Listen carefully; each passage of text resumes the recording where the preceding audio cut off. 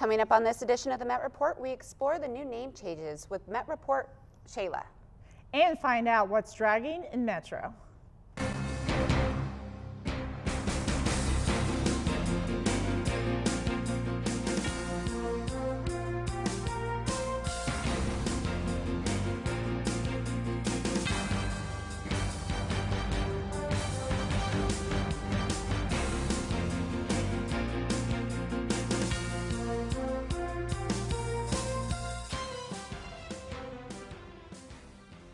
Welcome to this edition of the Met Report. I'm Antoinette Martin. And I'm Annalisa Blanco. Last Saturday, police found the dead body of Camille Jackson thanks to the cries of her 8-month-old baby girl. Camille Jackson was studying counting at Metro and then planned to attend Empire Beauty School after graduating in 2012. The cause of death is still unknown and the baby is doing fine. Camille's mother, Monique Jackson, has started the Camille Jackson Memorial Fund, which will help pay for funeral costs.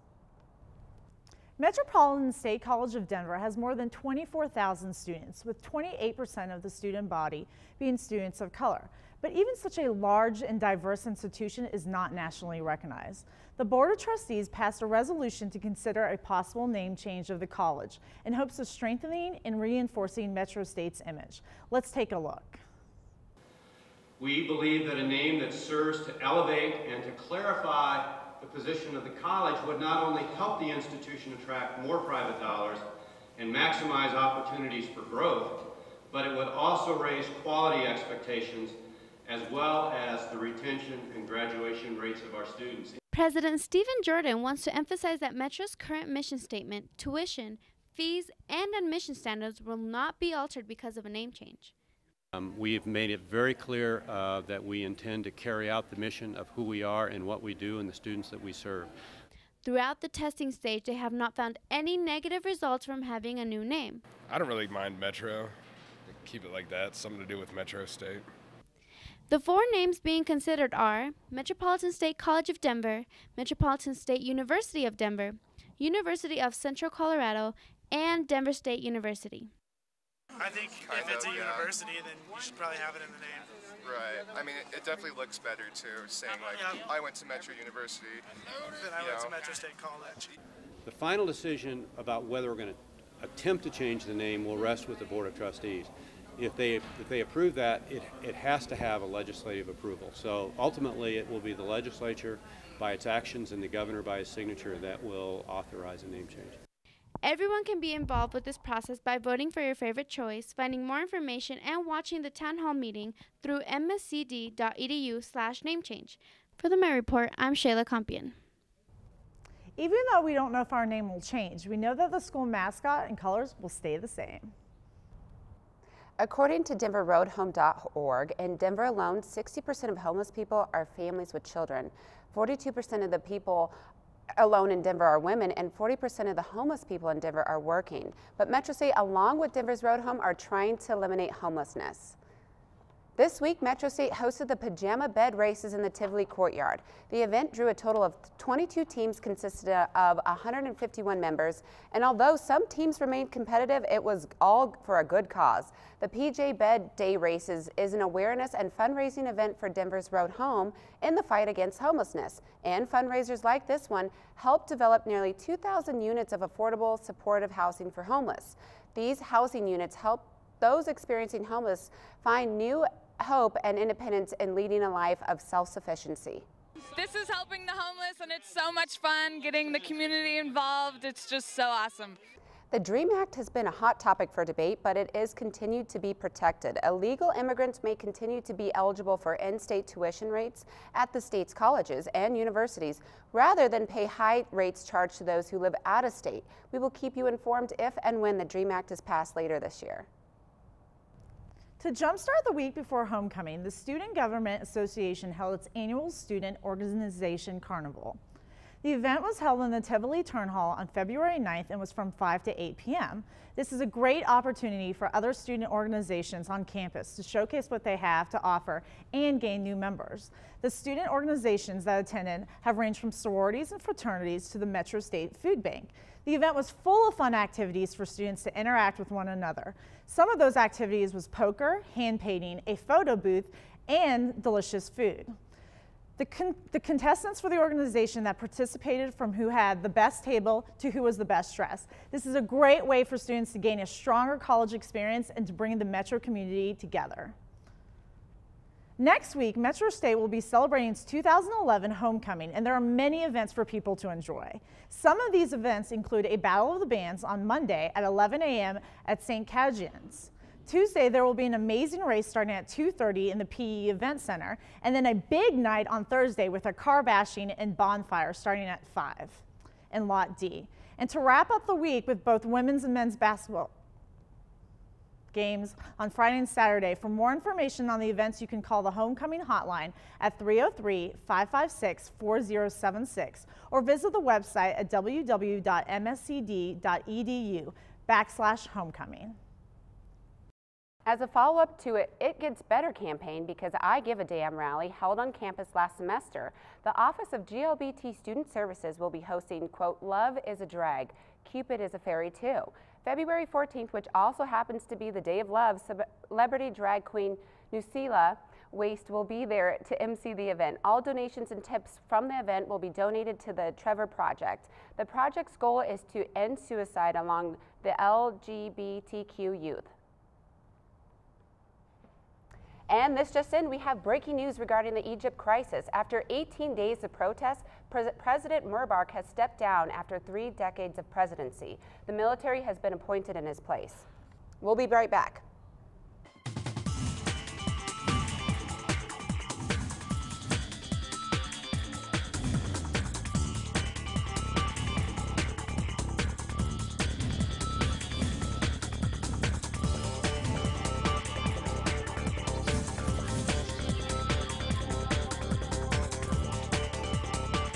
Thanks for watching the Met Report. We'll see you on campus. And we're clear. Good job. From news on campus to news around the world, the Met Report provides stories that you want to see. But who does that, and how is it done? The Met Report is made up of students, and any student can participate. Each semester, the Met Report looks for students who are eager and willing to learn. This is how it works. Each week, we hold a meeting where we develop story ideas that are going to air for that week. Stories are then divided up amongst the teams, and we're ready to go.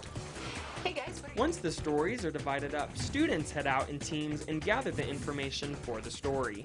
Once the information is gathered, the story is then edited together for air.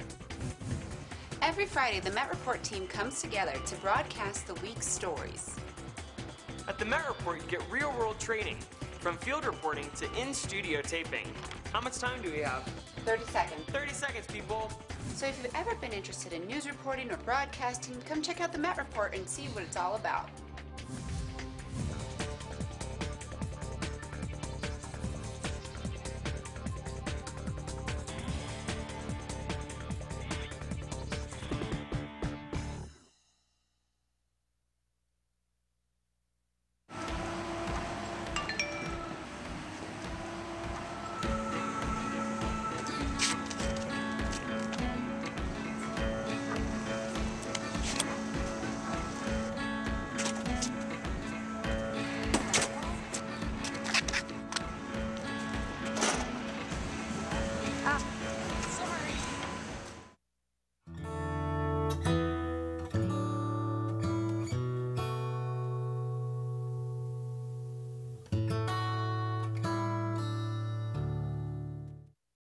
Welcome back.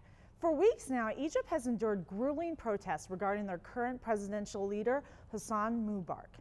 Protesters have invaded Cairo's streets and have demanded several things, including the resignation of Mubarak, the repeal of the emergency law, and the implementation of legitimate constitutional reforms. With every protest comes extreme danger, and this has been no exception.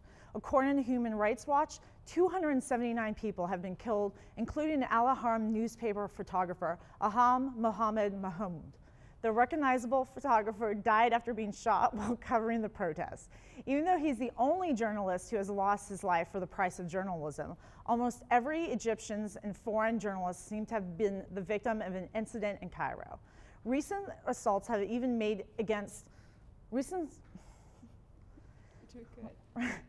U.S. reporters Anderson Cooper and his CNN crew. Only time will tell if the citizens of Egypt will regain their rights and influence Mubarak to resign before September 2011. In the meantime, the world will continue to be watching and hoping for a victorious outcome. With the growing popularity of ebooks, we ask you what you thought. Now that we are well into the semester, many students are tired of lugging their textbooks around.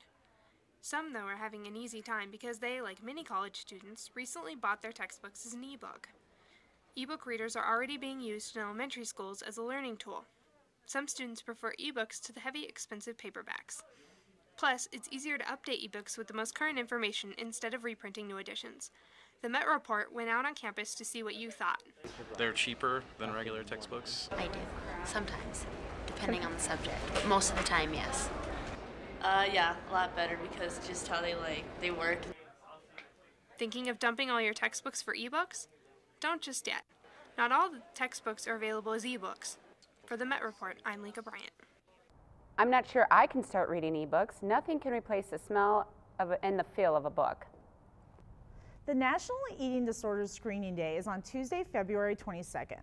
The Metro Counseling Center is hosting a play from mirror image, chair massages, and refreshments, and a confidential screening that will only take a few minutes. The screening will be held in Tivoli 640 from 10 till 2, and the play Breaking the Silence starts at 10.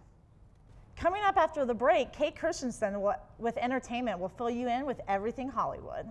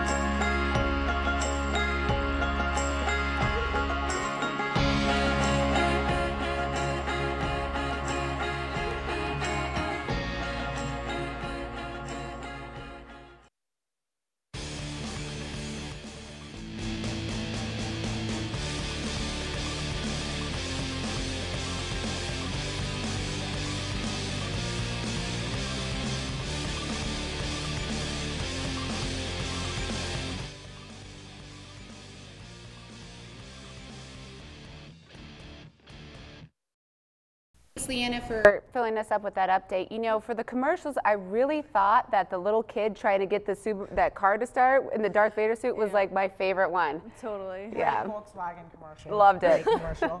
The 7th annual 2011 Boulder International Film Festival kicks off February 11th. It will start off with a pre-screening of The Lightkeeper starring Gwyneth Paltrow's mother, Blythe Danner. This highly anticipated film festival will showcase 54 films. And if seeing these films wasn't good enough, the festival will also feature 2 workshops in conjunction with Boulder Digital Arts. Metro students, this is a great opportunity to learn while enjoying the festival.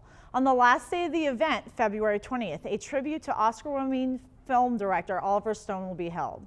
Ticket prices for the film programs are $12 and $10 for students. For more information, make sure to check out their website at www.biff1.com. I'm definitely going to check out the website for sure. Well, thanks for tuning in to this edition of the Met Report. Don't touch that dial. Stay tuned for El Noticiero Metro and the first ever exclusive edition of the Met Report, where we will take a look at the social media giant Facebook. For everyone on the Met Report staff, I'm Antoinette Martin. We'll see you on campus.